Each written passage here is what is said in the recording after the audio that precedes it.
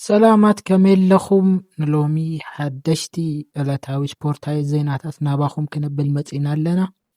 ኩልኹም ደቂ ዓደይ እዚ ቻናል እዚ ሓድሽ ቻናል እዩ፣ ሰብስክራይብ ግበሩልና፣ ላይክ ብምግባር ድማ ንብዙሕ ሰብ ክበፃሕ ግበሩልና። ነቲ ናይ ፈለማ ዜና ክንሓልፍ ቪኒሽየስ ጁኒየር ኣብ ሪያል ማድሪድ ሓድሽን ነዊሕን ኮንትራት ክወሃቦ በፕሪንሲፕል ደረጃ ተሰማሚዑ ከም ዘሎ ካብ ማድሪድ ዝወፁ ዘሎ መረጃታት ይዛረቡ ኣለው። ቪኒ ጁኒየር ኣብ ሪያል ማድሪድ ካብ ዝመፀ ኣትሒዙ ብዙሕ ፅቡቅ ዝበሃል ምንቅስቃስ ዝገብር ተፃዋታይ ከም ዝኾነ ዝፍለጥ እዩ። ኮንትሮቨርሻል ተፃዋታይ እውን እዩ። ብሬሲዝም ወይ ድማ ዘረኝነት ብተደጋጋሚ ካብ ተቃራኒ ደጋፊታት ኣብ ዝተፈላለዩ ስቴድየማት ይበፅሑ ከም ዘሎ ብተደጋጋሚ ርኢና ኢና። ሪያል ማድሪድ እውን ኣብ ጎኑ ብዝተፈላለዩ እዋናት ጠጠው ኢሉ ርኢናዮ ኢና።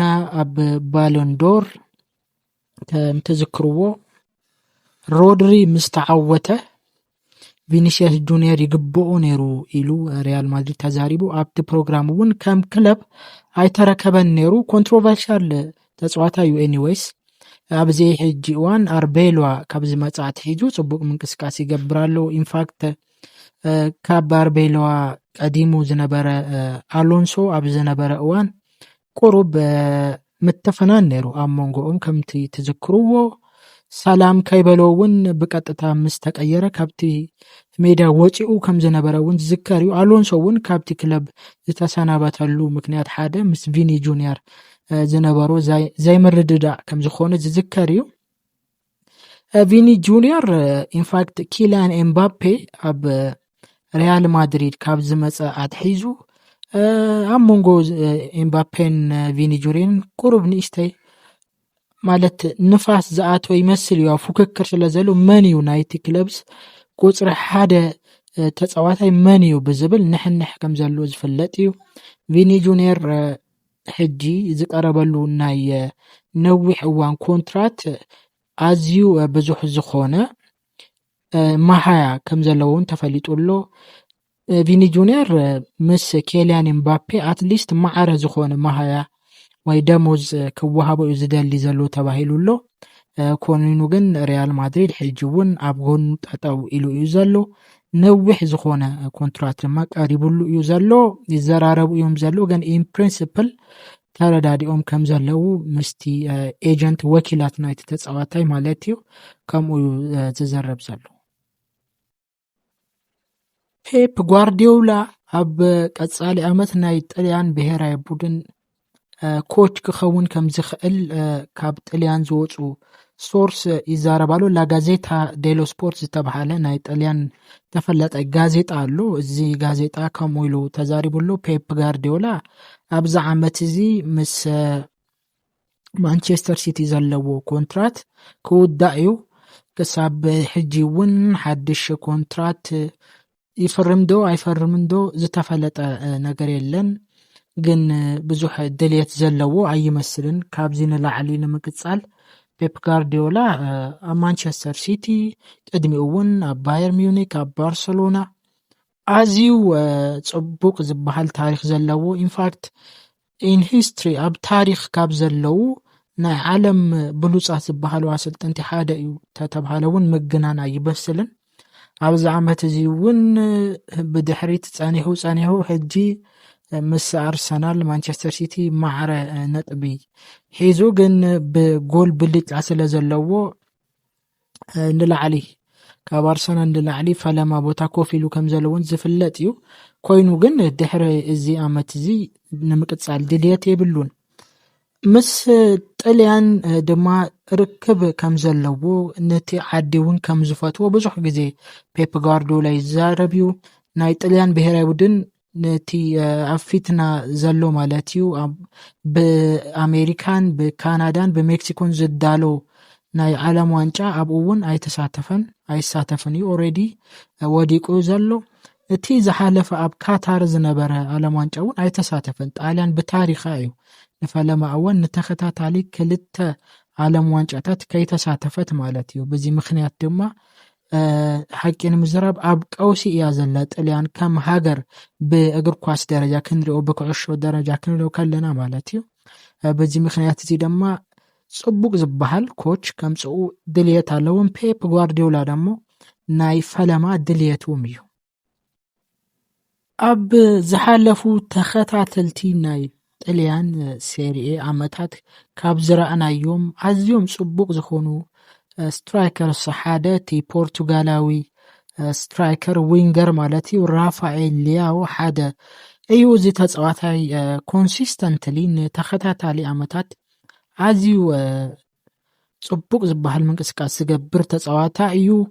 እዚ ተጻዋታይ እዚ ንቀጻሊ ክረማት ዝተፈላለዩ ክለባት ማንቸስተር ዩናይትድ፣ ማንቸስተር ሲቲ፣ ሊቨርፑል ከምኡ እውን ሪያል ማድሪድ ነዚ ተጻዋት እዚ ንምፍራም ምንቅስቃስ ይገብሩ ከም ዘለው ምስቲ ክለብ ኤሲ ሚላን እውን ይዘራረቡ ከም ዘለው ሜል ስፖርት ዝተባሃለ ጋዜጣ ዘጊቡሉ 60 ሚልዮን ዩሮ እዩ ናይዚ ተጻዋታይ ፕራይስ ታግ ተገይሩሉ ወይ ደሞ መሸጢ ዋጋ ተገይሩ በኤሲ ሚላን ዝቀረበ።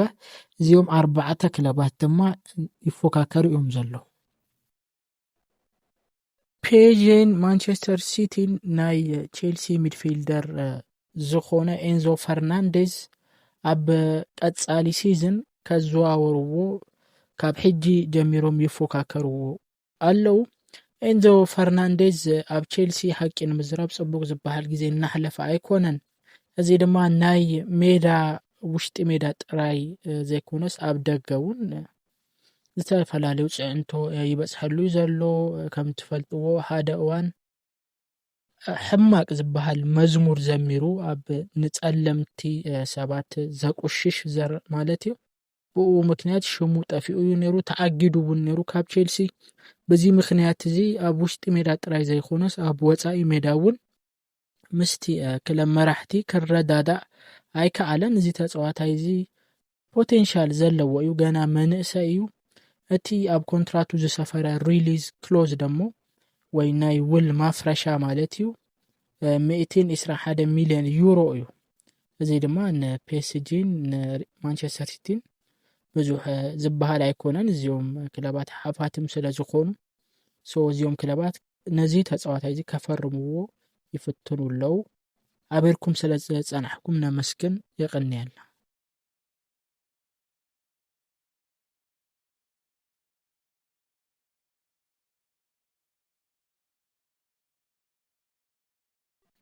ብትሕቲ ማይክል ካሪክ ጽቡቅ ዝበሃል ምንቅስቃስ ዝገብር ዘሎ ማንቸስተር ዩናይትድ ንቀጻሊ ዓመት ኣዝዩ ተጠናኺሩ ክመጽእ ዝተፈላለዩ ተጻወትቲ ድልየት ኣለዎ ናይ ምፍራም ማለት እዩ። ጃኮብ ቤን ከም ዘገቦ ማንቸስተር ዩናይትድ ናይ ሪያል ማድሪድ ሚድፊልደር ዝኾነ ኦሬሊያን ቹዋሜኒ ከፈርሙ ይፍትን ኣሎ። ሪያል ማድሪድ ነዚ ተጻዋታይ እዚ ሓድሽ ኮንትራት ኣየቅረበሉን ክሳብ ሕጂ ማለት እዩ። ፍሎረንቲኖ ፒሬዝ እውን እዚ ተጻዋታይ እዚ እንድሕር ተፋንዩ እውን ብዙሕ ዝግደሱሉ ኣይመስልን። ሪያል ማድሪድ ነዚ ተጻዋታይ እዚ 70 ሚልዮን ዩሮ እዩ ዝደሊ። እዚ ቅርሺ እንድሕር ቀሪቡሉ ወላ ሓንቲ ዘጸግሞ ነገር የለን ክሸጦ ማለት እዩ። ማንቸስተር ዩናይትድ እውን ኣብዚ ፈረንሳዊ ጽቡቅ ዝበሃል ሚድፊልደር ድልየት መነውሕ ኣለዎ።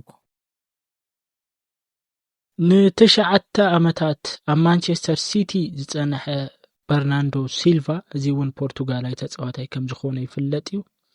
ምስ ማንቸስተር ዩናይትድ ከም ዝተፈላለየ ተፈሊጡሎ። በዚ ሕጂ ሰዓት ናይ ማንቸስተር ዩናይትድ ካፒቴን እዩ በርናንዶ ሲልቫ። ግን ኣብ ፊትና ዘሎ ክረምቲ ማለት እዩ ዘለዎ ኮንትራት ክውዳእ እዩ። ማንቸስተር ሲቲ እውን ሓድሽ ኮንትራት ክህቦ ድልየት የብሉን። ስለዚ ኣብቲ ዝመጽእ ክረምቲ ፍሪ ኤጀንት ክኸውን እዩ። ኣብ ዝደልዮ ክለብ ከይተሸጠ ማለት እዩ ተደራዲሩ ብናቱ ሳለሪ ብናቱ መሃያ ጥራይ ማለት እዩ ክፈርም ይኽእል እዩ። ስለዚ ብቀጻሊ በርናንዶ ሲልቫ ምስ ዝተፈላለዩ ክለባት ጻውዒት ይቀርበሉ ኣሎ። ግን ንሱ ግን ካብ ኩሉ ናብ ባርሰሎና ናይ ምኻድ ድለት ከም ዘለዎ ካብ ባርሰሎና ሶርስ ዝኾኑ ኤልሞንዶ ዲፖርቲቮ ዘጊቡ ኣሎ። ሕራይ ኣሕዋት ሓቢርኩምና ስለ ጸናሕኩም ኣዚና ነመስግን ላይክ ምግባር ከምኡውን ሰብስክራይብ ምግባር ኣይተርስኡ የቕንየልና ልዋም ለይቲ